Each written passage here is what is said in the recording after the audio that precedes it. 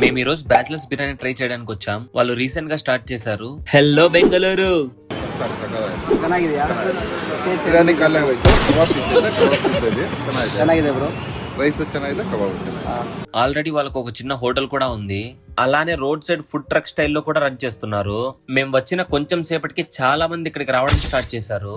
నిజం చెప్పాలంటే నేను చిక్పేట్ లో బిర్యానీ తిన్నప్పుడు వచ్చిన టేస్ట్ లాగే సేమ్ అలానే ఉంది ఇక్కడ కూడా.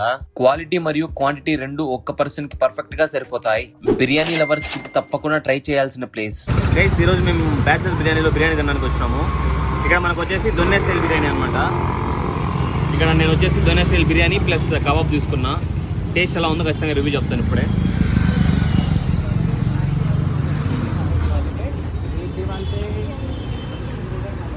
టేస్ట్ నిజంగా చాలా బాగుంది, ప్లస్ చాలా వేడివేడిగా ఉంది.